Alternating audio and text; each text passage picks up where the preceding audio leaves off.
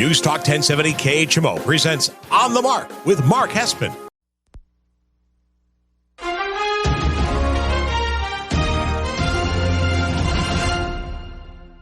News Talk 1070 KHMO presents On the Mark with Mark Hespin. On the Mark is powered by Cunis Country Honda Hyundai, your number one Honda and Hyundai dealer in the tri-state area at 221 North 36th Street, Quincy.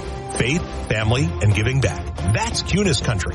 And now, here's Mark Hespin.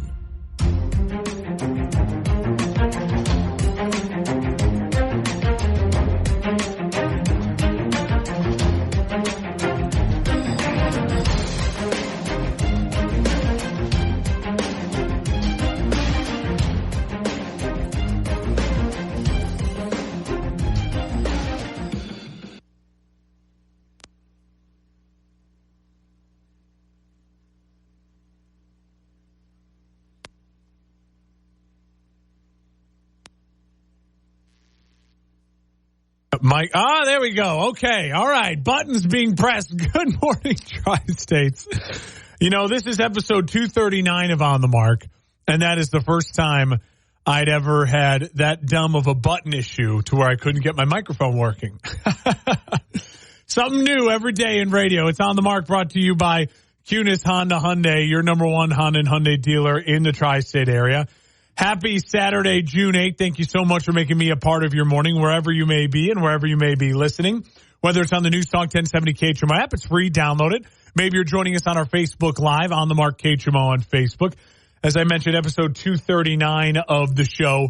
And very excited to have everyone joining me in this morning because the NBA Finals have tipped off. So we have some extremely meaningful basketball to talk about. What a win in Game 1 for the Boston Celtics.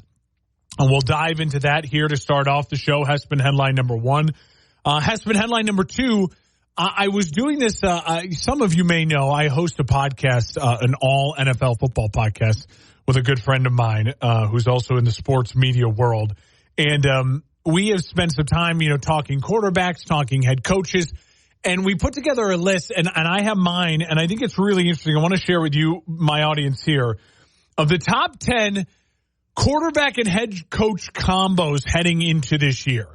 When you think about all the different options you have at coach and quarterback, and who would you want leading your franchise, I think there's some really interesting debate as far as, some quarterbacks are fantastic, but do I trust their coach? Some coaches are phenomenal, and I know they are, but do I trust their quarterback?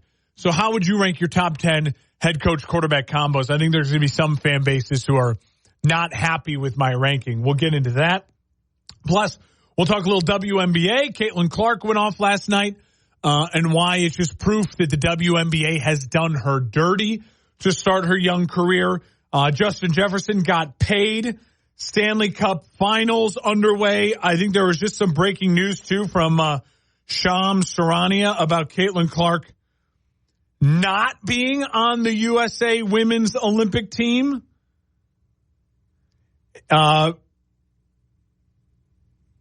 She's expected to be left off of the 12-player U.S. women's basketball for the summer.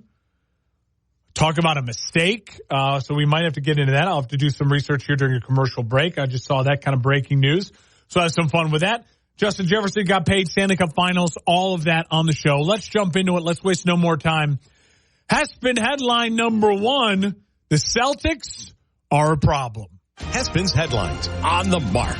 Yeah, the Celtics are a real problem. I think that's what we all learned after Game 1. It was really hard going into Game 1 to have a real good grasp on the Celtics. On paper, through the regular season, but it's a regular season basketball. They look great. Loaded with stars, by far the best starting 5 in the NBA. Overall, top to bottom, you have no one of their starters and rotational pieces that is worse than like a B minus basketball player. They had length, shooting. They set the record for the most threes taken and made in an NBA season. But, they went to a Miami Heat team without Jimmy Butler. And they win through a Cavs team that lost Donovan Mitchell and had no Jared Allen. They went through an Indiana team in 4 games that lost their star, Tyrese Halliburton, halfway through the series. So they're saying, like, what are they going to be like when they face whatever team makes it through the wild, wild West and the tougher, deeper, better conference in the Wild West? But I think what we've seen is it doesn't matter that the West is the better conference, and they are. By far, more of the top 10 teams are in the West by a lot than the East. Doesn't matter because the East have built a juggernaut of a team that in modern 2024 basketball can solve every problem. They can shoot. They can defend. They can score in the paint. This is a deep, versatile team that can play the inside-outside game. And I said on the preview for the NBA Finals last week, my quote, I wish I should have pulled the audio, but I'll just read my own quote. In order for Dallas to win this series, how do they win? My exact words, Luka and Kyrie have to be killers. Well, Luka, he played very good, but 30 points on 26 attempts. It's not really a killer. And then Kyrie Irving. Kyrie, 6 of 19, 0 of 5 from 3, 12 points, 2 assists, and a plus or minus of minus 19. Yikes. That's not great. That's not great. That's not killer. That's not killer.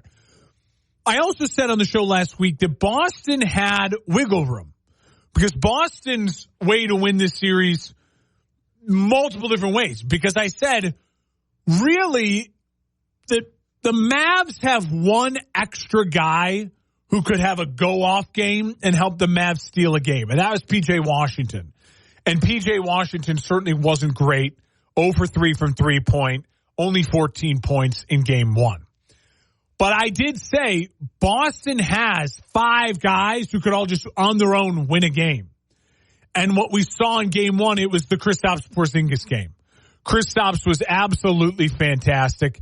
Off the bench, 8 of 13 from the field, 2 of 4 from three-point, 20 points, a plus-minus, a plus 13, in only 21 minutes of action.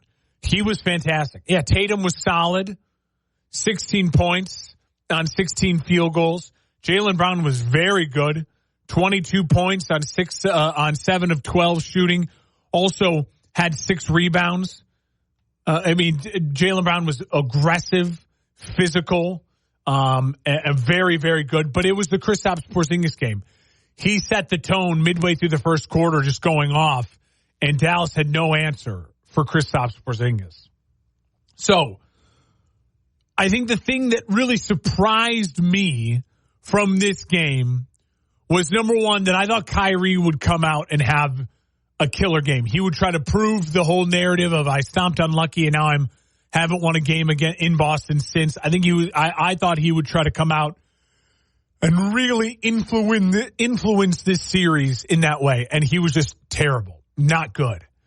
And I think the thing that really shocked me was how difficult it was for the Dallas Mavericks to get shots off in and near the basket. 9 blocks for Boston compared to 1 for Dallas. I mean, listen, I know that Boston was long. Porzingis, Tatum, Horford, they're long. They can get in your grill. Even Jaylen Brown is a long-arm defender. Drew Holiday and Derek White are not small guards. Both 6'4", long-arm defenders who are not afraid to muck it up. But it surprised me just how difficult they made it for Boston. For Dallas. No easy lob dunks for Dallas in game 1. Boston completely shut that aspect of Dallas's game down. No easy baskets for Gafford and for Lively. And even Luka is a big, physical, 6'7" guard, long, and no easy baskets in the paint. Kyrie, who may be the greatest finisher in NBA history and difficult shot maker, couldn't get anything going, no rhythm in and around the basket. And so I'll just say that surprised me. It really did surprise me. Now, you're getting a lot of people, I think, overreacting to game one. I think game two is now going to tell us how the series will go. I don't need Dallas to win game two, but you can't at some point in time in game two be down by 30 points like you were in game one.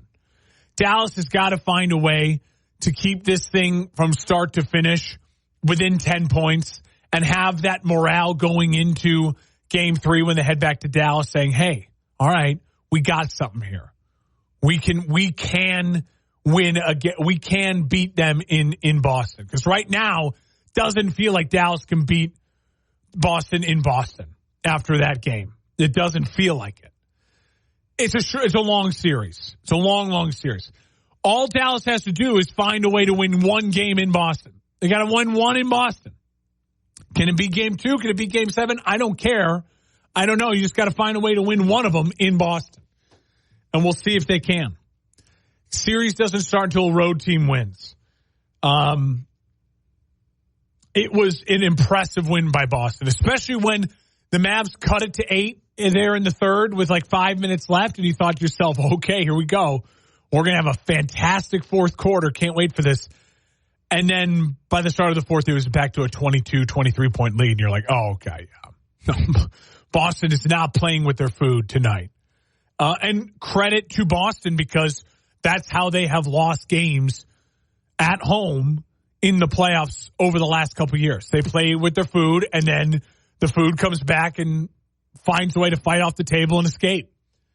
And they did not let the Dallas Mavericks escape off the table. They went for the jugular there late in the third and said, no, this is our game. We'll see in game two. Very impressive win by Boston. I fully expect this series to be a long series. I'm not selling my stock on Dallas. Dallas can find a way to get easy buckets at home. You just got to, this series isn't begun until a home team loses. And right now, Boston is 1-0 at home. No games yet played in Dallas. I'm not panicking yet if I'm Dallas. Just got to make sure you go back, Jason Kidd, look at the tape, and figure out a way to find some more of those easy baskets at the rim. I think they're there with Gafford, with Lively. You have size to match the length of Boston. You just got to find a way to scheme it up a little bit better. All right, when we come back, take a quick break. When we come back, who are the top 10 coach-quarterback combos in the NFL going into this season? We all know who's number one, but who belongs in that 2 spot? Who belongs in the top 5? And there are some top 10 quarterbacks in the NFL that aren't in the top 10 of the coach-quarterback combo. I'll explain all of that coming up next. You're listening to On the Mark on News Talk 1070 KHMO and the KHMO app, brought to you by Kunis Honda Hyundai, your number one Honda and Hyundai dealer in the tri-state area. We're live and local on this Saturday, June 8th, broadcasting from our KHMO studios here in the heart of Quincy. We'll be back. Hey folks, this is Ben Shapiro. The Ben Shapiro Show, I gotta say, I'm a fan. We bring you a lot of information, like more information than you're gonna get anywhere else. We bring you great, in-depth commentary, information, statistics, stuff you need to know for the water cooler debates. We'll also bring you the nation's best thinkers, from politicians to pundits, from the Trump administration to the congressional Democrats. We debate the most important issues of our time. You'll leave knowing more than you did when you tuned in. So join us on the Ben Shapiro Show. Ben Shapiro, weeknights and Sundays on KHMO. 1070 KHMO. Welcome on back to On the Mark here on News Talk 1070 KHMO and the KHMO app. We are brought to you by the great people over at Kunis Honda Hyundai. Not only are they your home for the lifetime powertrain warranty on new and used vehicles, they are your home for new vehicles that are not just Hondas and Hyundais. Yeah. Ask them about how you can get a brand new Toyota, how you can get a brand new Dodge, how you can get a brand new Ram, a Jeep from Kunis Honda Hyundai. You'll be amazed what the staff over at Kunis Honda Hyundai, 221 North 36th Street in Quincy, can do for you. All right, let's keep it rolling. Hespin headline number 2. Let's do a little June football ranking, shall we? Hespin's headlines on the Mark. So there are still some things that need to be decided here in the offseason of the NFL. We just saw Justin Jefferson get a big contract. We'll talk about that coming on up here later on the show. We also are now heading into that point in time where you see the Chargers cut Corey Linsley. We're post-June. So now the salary caps and things are different, and they lock in the new year. There's some, very legalized mumbo-jumbo with the NFL with contracts. So you're going to see now trades in June and July. You're going to see roster cuts in June and July because teams can wait and save money move money around now. But what we do know for the most part, at least for all the ones that would make the top 10, right? Like Russell Wilson and Mike Tomlin. We don't know if it's going to be Russell or Justin Fields. We assume Russell. But I want to go in and rank the top 10 coaches and quarterbacks right now in the NFL. Because one of the things that when you're trying to decide who's going to have a good season, who's going to have the capability of winning a Super Bowl, who's going to have a possible, make or break type of year, the three things you look at: ownership and management, head coach, and quarterback. And so I want to take a look at these head coach and quarterback combos and rank them top to bottom. So I'll start at number 1 and work my way down. Here, in my opinion, are the top 10 head coach and quarterback combos. Number 1, Andy Reid and Patrick Mahomes. And I don't think that needs to be explained any further, right? This is a generational type thing. This is something that I think we've only seen twice before with Montana and Walsh and with Belichick and Brady, where you have the perfect mix of the head coach, who is an all-time talent head coach, finding the all-time talent at quarterback that meshes really well with them. There are some all-time coaches, all-time coaches that were brilliant. A Don Shula and a Dan Marino, all-time talent, but they never won a Super Bowl together. So, there's more to it than just all-time, boom, bada bing, win Super Bowls. You got to find that right mix, and Patrick and Andy are the right mix. Andy has always been fun, loose, offensive-minded, and then when it comes down to X's and O's and business of, passion for football and being all in, no excuses, cutthroat, hardcore. And Patrick Mahomes is the perfect marriage for that because he's fun, he's loose, he's creative, he's innovative. But when it comes to the most important thing is X's and O's and getting dubs, he matches Andy 100%. Bill Belichick, militaristic, almost dictatorship-like, and how you need to approach the system, the game, the preparation. And who did he find? A robot created in a lab like Tom Brady, who felt and could march to the beat of that drum. And because he was a late-round pick, had no legs to stand on and the biggest chip on his shoulder and 100% bought in. And for 20 years, they were the greatest thing in football. Joe Walsh and Bill Walsh and Joe Montana, same thing. Innovative, unique, cutting-edge style of football, and he found the quarterback who had the talent and the mindset and the understanding for the game that could buy into this West Coast offense that the NFL world hadn't seen before. A unique marrying of coach and quarterback it takes to create these special, special dynasties. I would argue Jimmy Johnson and Troy Aikman are in a similar boat. And Troy then also did it, with, now I'm losing his name, but the other head coach from Oklahoma, Barry Switzer, and but it didn't last as long. And that's because of they didn't have that third component where the ownership was solid and prevented from getting in the way with Jerry Jones. So I think Andy Reid and Patrick Mahomes, there's no debate.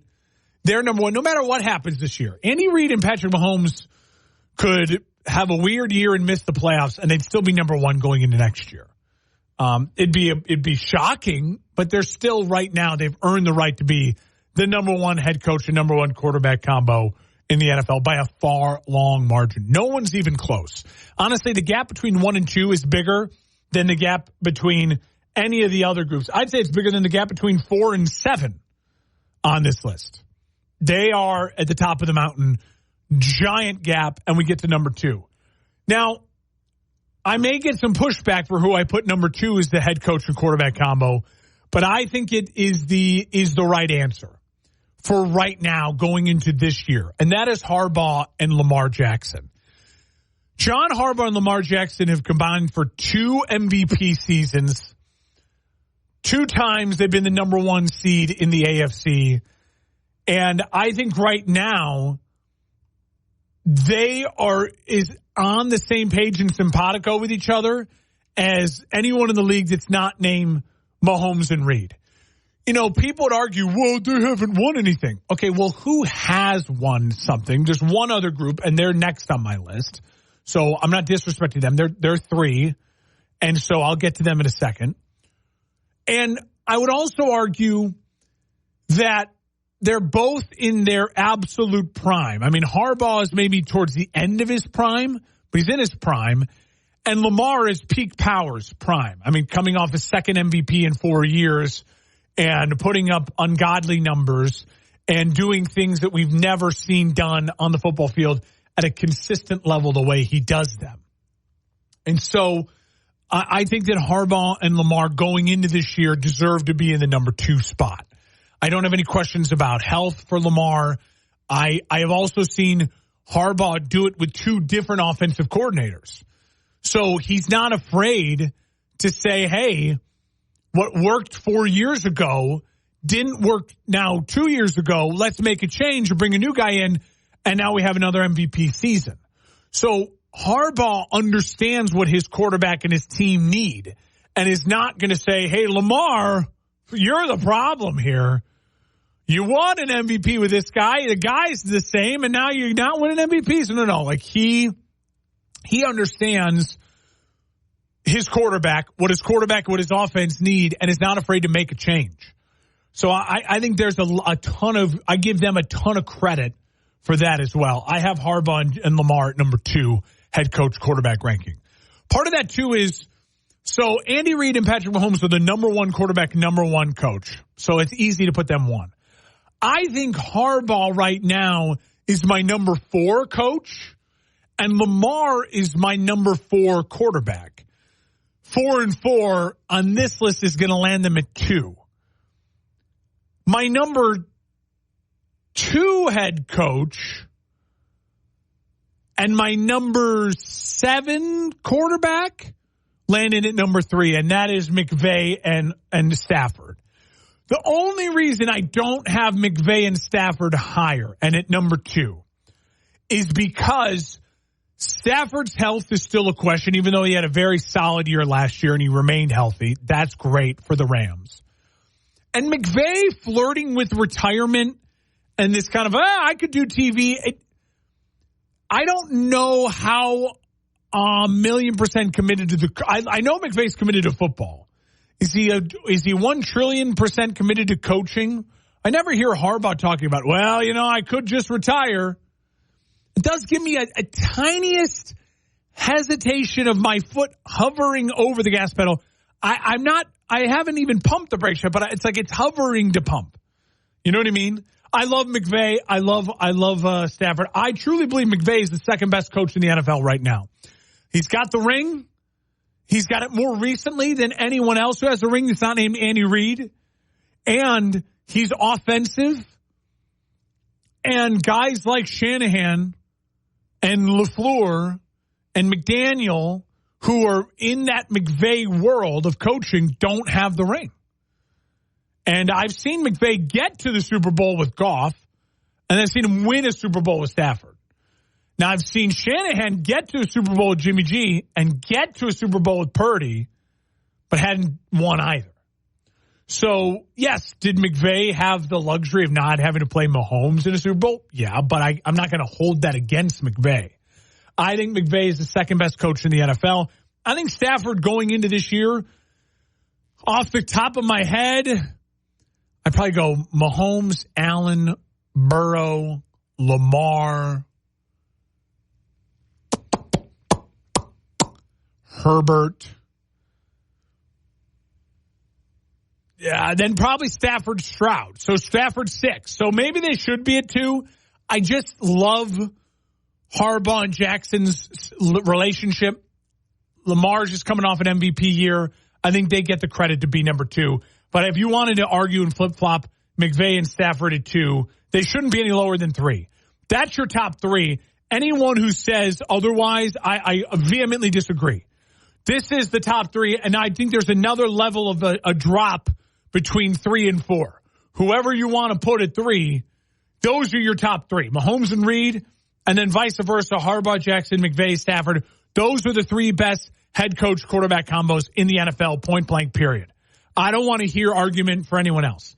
At number 4 is going to be a quarterback who's my number 3, and a head coach that is in the top 10. Are they 6? Are they 10? I'm not 100% sure, but I like them a lot more going into this year than I liked them even going into last year, and that's Joe Burrow and Zach Taylor. Joe Burrow is the only quarterback who I have seen with my own 2 eyes beat Patrick Mahomes in Arrowhead in a big game. Who's still playing? I've seen Brady do it, but who's still playing? So that counts for a lot. Joe Burrow, to me, when healthy, is the 3rd best quarterback in the NFL behind Allen and Mahomes. So he's my 3 QB ranking. That helps a lot. And I think Zach Taylor is closer to that 6-7 mark in the coaching rank than you think. Zach Taylor was kind of like, Zach Taylor, Look what they did with Jake Browning last year. When Joe Burrow got injured, I went on the show, everyone else on the show, all right, the Bengals go into the tank, lose every game here on out, and get yourself a great draft pick. And what did they do? They almost made the playoffs with Jake Browning, and Jake Browning was putting up 300-yard passing games left and right. He was so good, he got his offensive coordinator, Callahan, a head coaching job with Tennessee. So now what's interesting with Zach Taylor is, was it Callahan and that offense with Jake Browning and Burrow, or is Zach Taylor, who's also an offensive guy, is it his offense and his voice that mattered the most? So Zach Taylor's got a little bit of a prove-it year. Joe Burrow's got a prove-it year. You can stay healthy. I'm not going to knock Joe Burrow health too hard because his career has gone not healthy, healthy, not healthy, healthy, not healthy. So now it's you got to have healthy. You can't have 2 back-to-back not healthy. Can't have that. Can't have that. Got to have a healthy year. Just has to do it. It's got to find a way. Burrow and Taylor I have at 4. Just ahead of Josh Allen and McDermott. Obviously, as I said, Josh Allen's my number 2 quarterback. McDermott is top 10? I think the argument comes in for around 9 or 10. I can see McDermott being thrown in there. I give McDermott a ton of credit for what he did with Buffalo. Buffalo, my lifetime as a fan, is 10 years old in 2000. So I always say about 2000 on in this millennial. Buffalo was very much kind of a laughing stock, considered right there with the Detroits and the Chicagos and the Washingtons. They make the playoffs and then they stink. And then maybe they make the playoffs and then they stink. Since Sean McDermott got there, Buffalo has been one of the most consistent programs in the NFL, bar none. I mean, the only one who's had more success consistently has been Kansas City. I mean, they have been extremely, extremely consistent. Now, my problem with McDermott is he loses to people that aren't Patrick Mahomes. That's tough. That's really tough.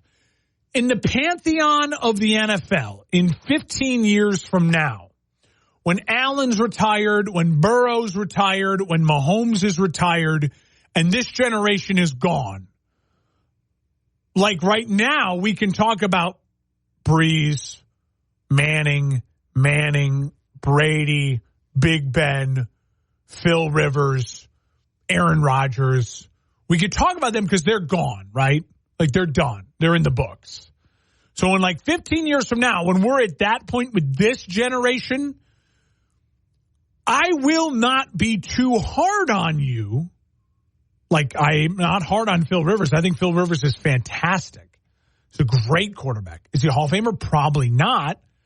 I don't think that's being too hard. I'm not going to be too hard on Allen, on Burrow, on Lamar, if they never break through, like Phil could never break through because he had Brady, he had Manning, all those guys in his way.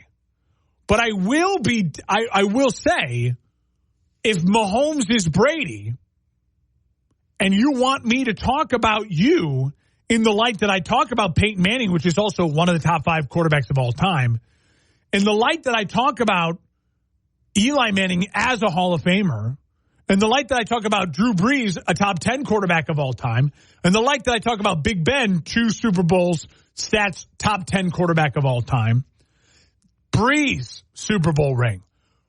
Big Ben, 2 rings in the Brady-Manning era. Manning, 2 rings. Manning, 2 rings. Tom Brady, obviously, 7.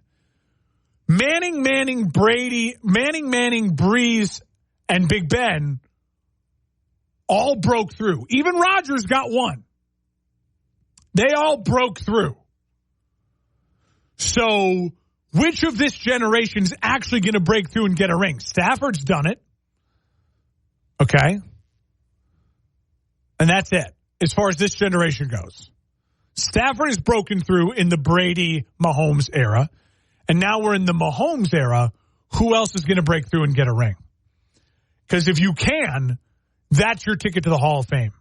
That's your ticket, right? Now, Lamar may have already punched his ticket with the 2 MVPs. That's different. Josh, Joe, Stroud, they don't have the 2 MVPs. Herbert, they don't have the 2 MVPs. So you either got to start stacking MVPs or you got to break through and get a ring. Allen and McDermott at 5. I'm not too hard on them. They're very, very good, but I'm not going to praise them to the day is long until they break through and get a ring. I then have Herbert and Harbaugh at 6. Now, some people would say this is madness, and listen, I don't. I'm not going to. If you say it's madness to have Harbaugh and Herbert in the same, if you say it's madness to have Harbaugh and Herbert at 6, I'm not going to be too hard on you back because they haven't even played a game together yet. But I will say this: at some point in time, you just have to say talent and talent. I trust it's going to work. Yeah, I know there's a question mark to it.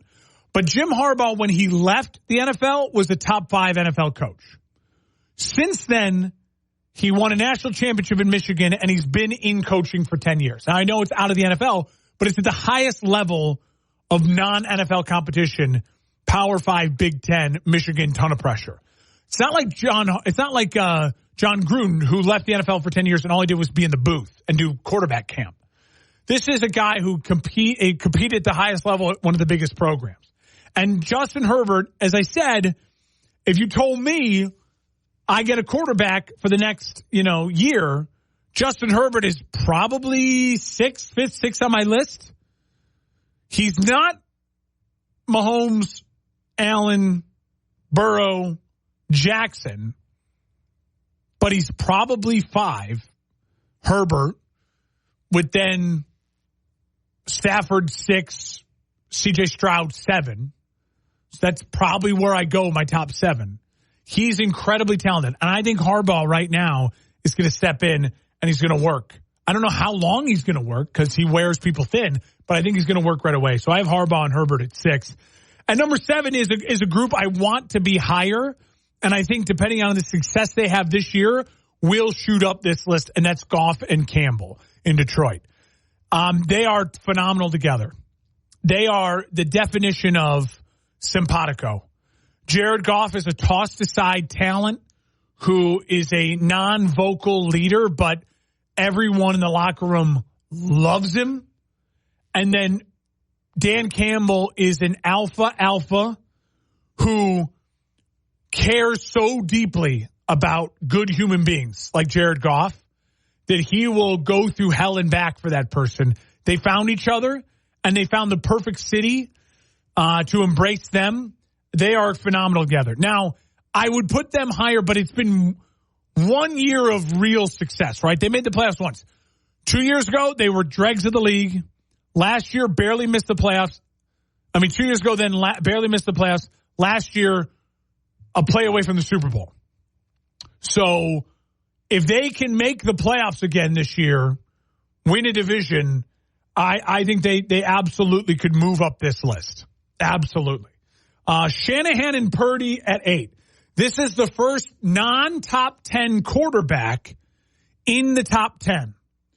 I do not have Brock Purdy as a top 10 quarterback, but he is in the top 10 because Kyle Shanahan is the third best coach in the NFL, and I think there's a drop-off after 3 till you get to 4. Shanahan is that good. He's that good.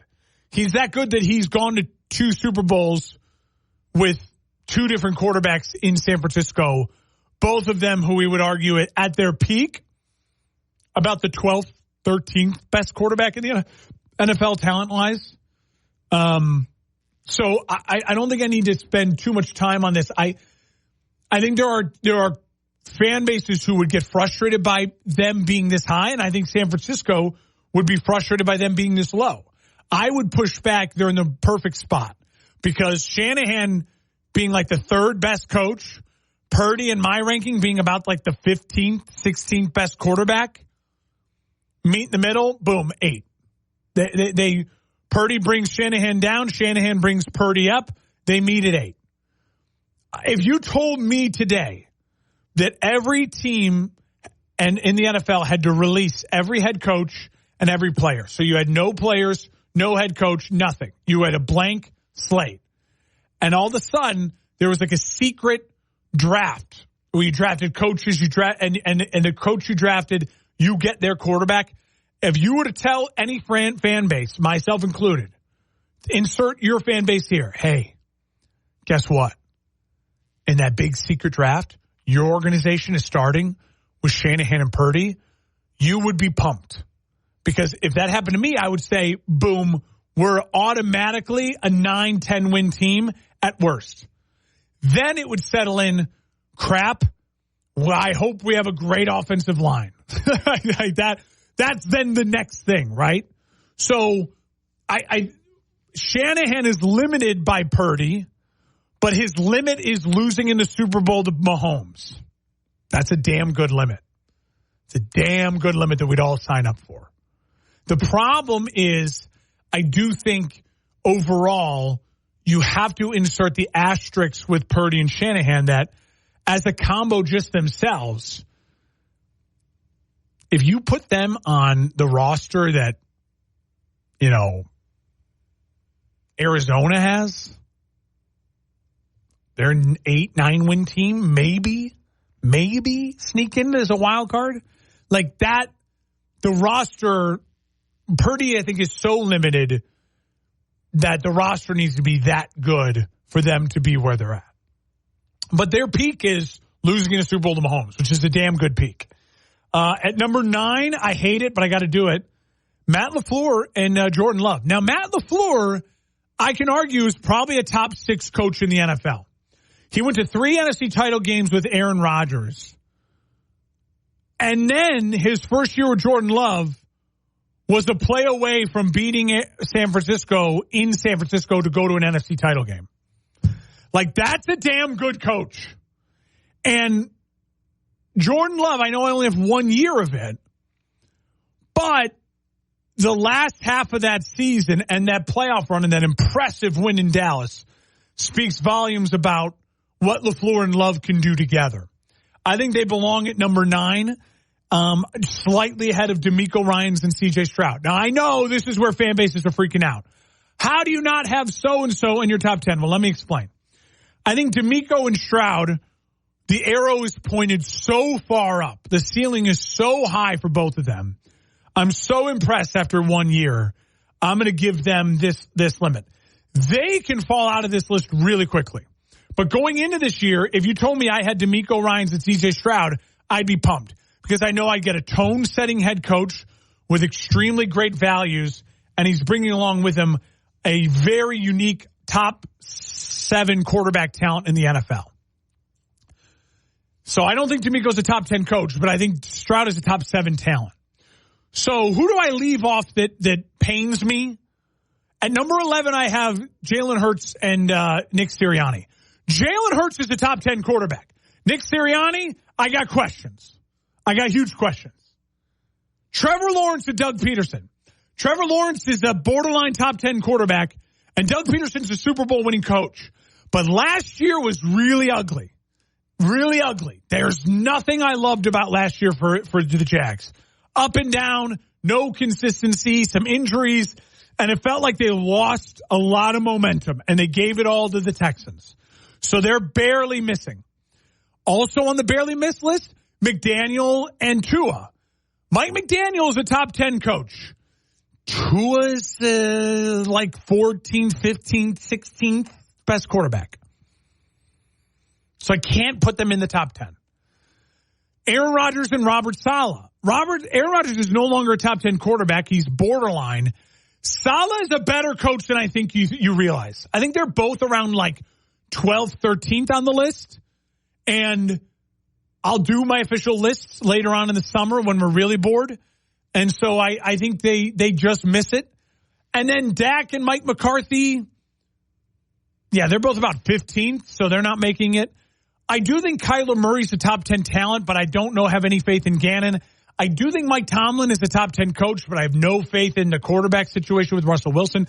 If you told me it was Mike Tomlin and Justin Fields, I'd probably put them closer to the top 10 than Mike Tomlin and Russell Wilson. So that gives you my feelings on Russell Wilson. So there you go. There's my top 10 head coach and quarterback combos. Tear it all apart if you want. Hit me up on social media at Mark Hespin. Let me know what I got right and got wrong. Taking a break. On the Mark, brought to you by Cunis Honda Hyundai. Veterans face treacherous situations filled with peril while serving our country. Many veterans come home physically injured, suffering from PTSD, have traumatic brain injuries, or other ailments. At an unprecedented time in history, our most vulnerable veterans are isolated at hospitals and their homes. Imagine having to shelter in place forever. Over the past year, Help Heal Veterans has sent nearly 500,000 therapy kits to isolated veterans and active military. Help Heal Veterans, with the support of citizens like you, creates, manufactures, and distributes therapeutic art and crafts projects for our veterans and military, making things better together. Join us in supporting an isolated or sick veteran and help them through this desperate time. To learn more, visit healvets.org. This message is furnished by Help Heal Veterans, a not-for-profit organization that has been helping veterans for 50 years. healvets.org. I am blessed. After I lost my mom, I was depressed and resentful. I couldn't find my way, but I am not lost. That's right. I'm Tiffany. I work in behavioral health for youth advocate programs. Yeah, I empower Blessing with tools so she can see her strengths and set positive goals. As a little kid, I experienced trauma and I acted out. Made some mistakes, but I'm not a mistake. No, she's a good student and a great kid. As Jalen's YAP advocate, I'm always here for her. We need YAP. The youth, they need strong support systems. I try to help the youth understand if you have a change of mindset, you can have a change of action. YAP gives communities alternatives to residential care, youth incarceration, and neighborhood violence. After completing our program, nearly 90% of participants remain in their community. YAP works. And now I'm finding my way and excited about my future. Youth Advocate Programs. Others talk social change. We make it happen. Learn more at yapinc.org. We all have someone we love, like the favorite lyric in our favorite song. You can't imagine life without them. So tell them today, I love you. Get screened. It could help save their life. Visit cancer.org/getscreened to learn more. Welcome on back to On the Mark on News Talk 1070 KHMO. The KHMO app brought to you by Cunis Honda Hyundai, your number one Honda and Hyundai dealer in the tri-state area. 221 North 36th Street in Quincy. Ask about that lifetime powertrain. No fear warranty on new and used vehicles. Tell them Mark sent you. All right, Caitlin Clark dropped 30 last night in an 85-83 win for the Fever over the Mystics. The first game for Caitlin Clark with 2+ days of rest. The Fever have already played 12 games in the WNBA season. The Sun, the Aces, the Dream, the Sky, the Sparks, they haven't even played 10 yet. Half the league is over 3 games behind the Fever in amount of games played. Listen, the WNBA, I know they've never had a star like this before, but they are doing her dirty. When she gets a normal rest on a normal schedule, 2 days rest, she looks like Iowa Caitlin Clark. When you go on these back-to-backs and every other night, she looks like a young rookie who's trying to get her legs, who didn't ever even get 2 months off of basketball from the end of the tournament to the WNBA. And now it looks like they're leaving her off the Team USA. I don't know how in God's name who got that so wrong that Caitlin Clark is not on the Team USA roster. That is the biggest blunder, marketing blunder, sports blunder in a long, long time. The reports are from Shams Charania that that Caitlin Clark will not be on Team USA roster. That is a disgrace and a blunder. Bad decision. All right. We come back, wrapping up the show next. Live and local on the Mark. News Talk 1070 KHMO, the KHMO app. Had been taking probably 800 milligrams of opioids a day, which is an insane amount. David is in recovery from an addiction to prescription opioids. Eventually, my whole life began to unravel. I realized that I needed help. And in recovery, I found my purpose. Addiction is a disease of isolation and loneliness. There is a way out. You don't have to do this alone. If you or someone you know is struggling, there is hope. Recovery is possible. Visit cdc.gov/RxAwareness. 1070 KHMO. Welcome on back to On the Mark on News Talk 1070 KHMO and the KHMO app, brought to you by Cunis Honda Hyundai, your number one Honda and Hyundai dealer in the tri-state area, 221 North 36th Street in Quincy. All right, ask about that lifetime powertrain, no fear warranty on new and used vehicles. Tell them Mark sent you. Justin Jefferson got paid. Love this for the Vikings. This is what you do when you have a rookie quarterback. You pay your best players and you make a run. You got to hope now that you have the right rookie quarterback, or else you're going to waste this window. But I will say this. If you're the Cowboys and the Bengals, you have a blueprint now. You go to your team, you go to your players, you go to their agents, and you say, listen, Jamar, CeeDee, I can offer you more than A.J. Brown, less than Justin Jefferson. Where do you need to be? Let's get you in camp. Let's do this. T. Higgins is probably SOL, but that's something the Bengals have to figure out. And T. Higgins will get paid next offseason from a team. But if you're the Bengals and you're the Cowboys, you've just got to say at this point in time, let's get it done. We're not paying you more than Justin Jefferson, so here's where we can figure out the wiggle room. Stanley Cup playoffs start tonight. If you're a casual like me, I've been told that Florida is like Boston, better team, deeper team. But the Oilers are like the Mavs. They have Connor McDavid, who's like Luka Doncic.